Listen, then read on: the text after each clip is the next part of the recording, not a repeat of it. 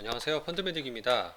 네, 펀드 사고 관련된 뉴스가 가끔 뜹니다. 지난 5월에도 보니까 펀드 사고 또 있었다고 그러네요. 두 개 상품의 환매 중단 파장이라고 하는데 도대체 이 펀드 사고가 도대체 왜 발생하는지 궁금해하는 분들이 상당히 많습니다.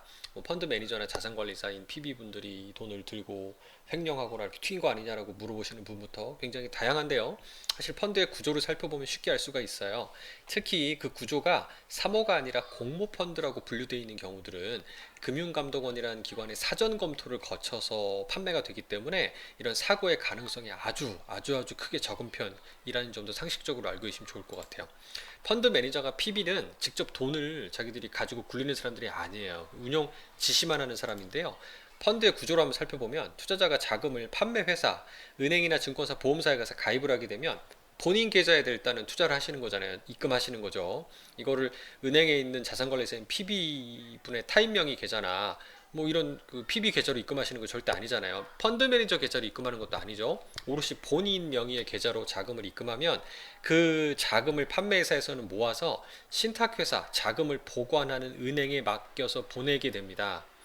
그러니까 여기 자산운용사의 펀드 매니저나 판매회사의 자산관리사는 그 돈을 직접 만질 수 있는 사람이 아니고 운용 지시만 하는 사람이에요. 보관된 돈을 어느 주식이나 채권, 부동산, 실물 자산을 사라 팔아라 하면서 이제 지시만 하는 사람이라는 거죠. 그런 점이 차이가 있다는 걸 좀 보시면 될 것 같습니다. 그러면 이제 그 어디서 사고가 나느냐 이 과정에서 일단 판매사나 자산운용사의 경우에는 본인 명의가 아닌 남의 명의 계좌로만 안 보내시면 사고 날 일은 크게 없다고 보시면 될 것 같아요.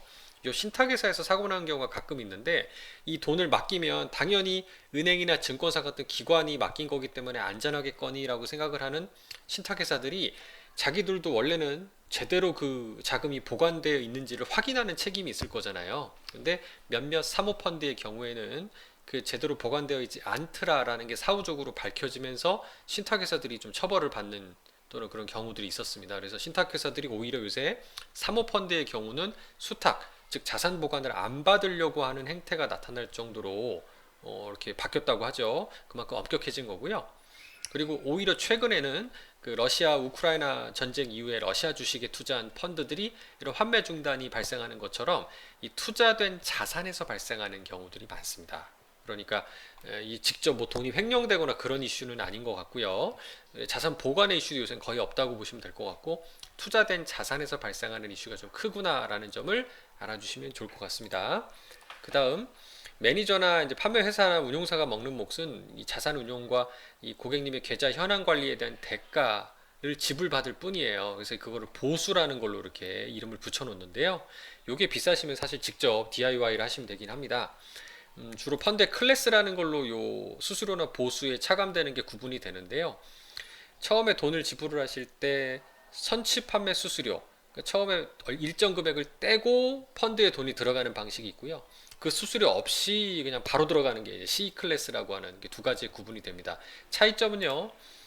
이게 처음에 선취 수수료를 떼는 조건으로 연간 이런 총 보수라는 거를 추가로 차감하는데 0.99로 저렴하죠. 이건 특정 상품의 예인데 C 클래스의 경우에는 0.9보다는 선취 수수료가 없는 대신에 1.49이니까 연간 떼는 보수는 조금 더 비싼 특징을 가집니다. 이거보다 좀 더 저렴하게 투자하시려면 온라인, 그러니까 모바일이라는 이렇게 비대면으로 가입하시는 방법이 좀 더 저렴한 거고요.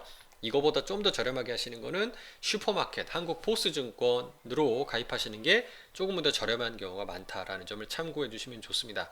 DIY가 편하긴 한데요. 가끔은 이게 더 비효율적일 수도 있습니다. 돈 절약하시려다가 더 큰 돈이 들어갈 수 있는 시행착오를 볼 수도 있는 거죠. 물론 그만큼 맡기더라도 투자자분들도 공부를 좀 더 열심히 하고 내가 투자된 자산이 잘 운용되는 게 그냥 수동적인 게 아니라 뉴스 등을 통해서 확인해 보는 그런 과정도 좀 필요하지 않을까 싶습니다. 감사합니다.